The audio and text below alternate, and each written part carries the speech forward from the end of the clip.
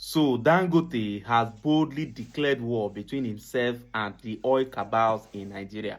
In fact, Like, share, he has vowed that he will subscribe, bring and all of follow them for down, more. and he has started with one person.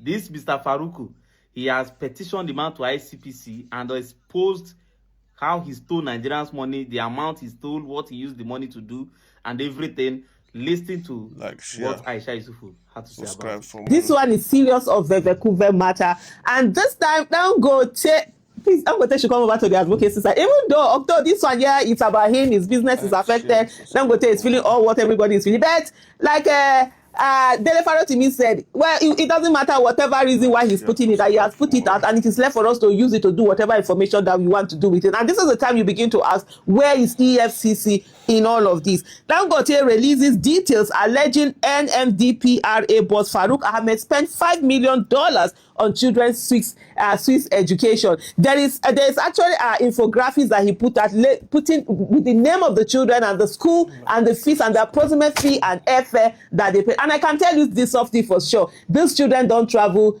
economy. They do at least business class or probably first class. I've seen a lot of those kids, you know, you see them chilling in the business class while you are dragging yourself to go to the what do you call economic selection. Hey, no hard feeling as long as you're the one that earned it, your parents earned it. But when it is money that is stolen from the collective wealth of the people, honestly, there's a lot of hard feelings, you know, or that it's irritating, it's annoying. I think I've done some videos where I've spoken about this thing, especially going through the private wing, and you're seeing a lot of people who have these private jets, using private jets, that are not deserving. When I say they are not deserving, it's not about their looks or whatever. It's the fact that these monies were not earned by them. This money was stolen from our commonwealth, and some people are using it to enrich themselves. And you wonder what EFCC is doing at this time on matters like this. Most times on matters like this, EFCC, instead of becoming the eagle that it is, usually becomes a chicken and sometimes even a vulture. It doesn't focus on the people that it should focus on. It just looks at the ones that they can persecute, whether politically or in those that they feel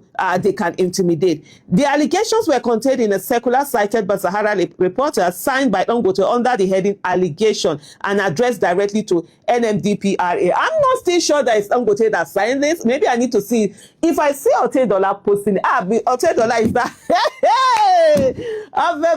You know when they do trouble and you gas your friend where they match you energy, where say we die here together. That's what Otedola and Dangote. Otedola is the Dangote. He know the two talk for aura. He go post that. So I might need to go and look Otedola's handle and see, did he actually post this infographic? If he posted it, then that would give you the yes for sure that this is indeed from Dangote, because people can do anything and just sign Dangote. But anyway, billionaire businessman Aliko Dangote has released details alleging that the chief executive of the Nigerian Midstream and Downstream Petroleum Regulatory Authority, Engineer Farouk Ahmed, spent over $5 million on foreign secondary education of his 4 children in Switzerland. Switzerland has one of the most expensive, education, private schools, from primary, secondary, finishing school, and all, even their university, they are usually premium. I bet we chop belefu now they go there, but it's not supposed to be for people who steal belefu. Now people will work their own money that are supposed to be there. The allegations were contained in a circular cited by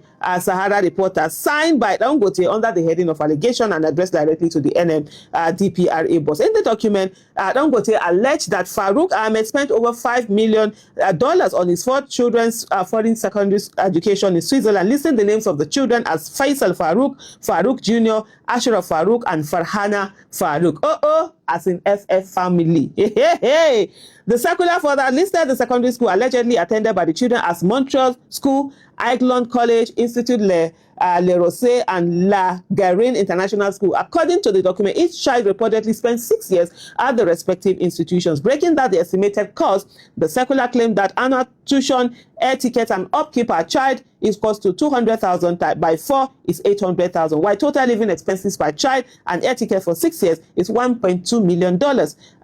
And by 4 children, that's $4.8 million. It added that the approximate total fees for tuition and upkeep amounted to $5 million. Dangote also raised questions about the cost of the children's tertiary education, stating that tuition, upkeep, air ticket, and other expenses is approximately $125,000 per annum. Multiply that by 4 years, which is $500,000 times 4 years, that's million.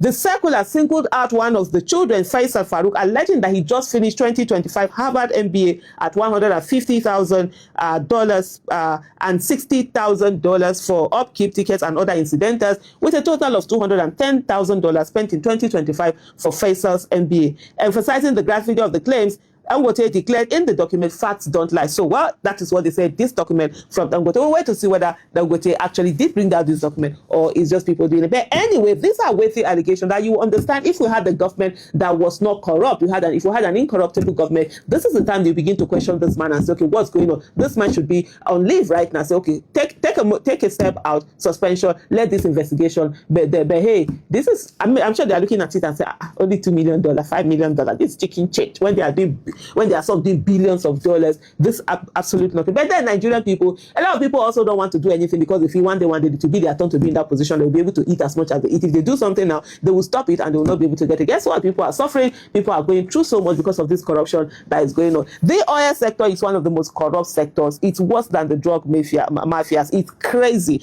And even with Dangote, as strong as he is, they were still fighting. I saw yesterday where a lot of people were coming out already defending you, influencers and all of that, defending this man and saying that, oh no, Dangote this, it was scholarship, they gave you scholarship, they gave his children scholarship and this and that. There are certain scholarships that they will give you. You know the scholarship they are giving you is not because your child is deserving, it's because they want to use that to bribe you. I've had scholarship offers for my daughter. I remember, I think was it twice? No, once. This NNDC, is it NNDC, scholarship one. And ironically, of all the times that there have been periods to try to get me bribed or whatever, this lady was always at the center of it. Even when they said they were going to make my business bigger, they were going to give me that slot. When Adams Oshomole picked this man, was it Adams? No, not Adams Oshomole. Yeah, picked this man. When this man ran for Edo State governor, this former, oh God, what's his name? Obaseki. When Obaseki, it was Shuaibu came from House of Rep to go there. So that place was vacant. I'm from, Edo, Esako. Well, that's my area. This, what do you call it? House of Representatives. That's my area. And so part of the things that were put down good was the fact that, oh, you could go and run and then you come through the house through that, blah, blah, blah, blah, blah. I didn't do that. I just I felt so disgusted, so dirty. I felt I started crying at the place where I was. I just burst into tears because I felt, what energy did I give you that made you think that you can compromise me that way? For me, that was it. Even when I just kept asking, is there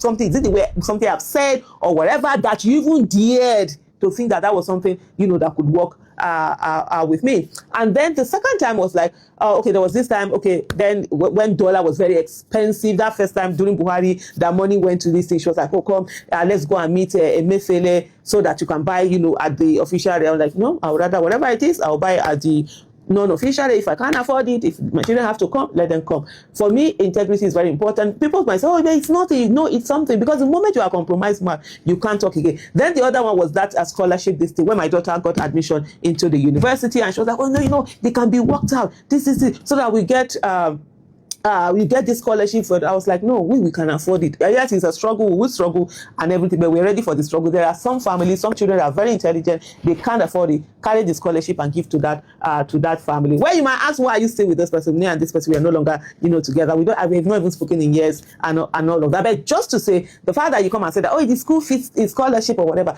But anyway, let's bring the matter to Aliko Dangote. Press in neck, let's hear more. And hopefully we use this information for the betterment of Nigeria. Thank you so much for watching. Bye.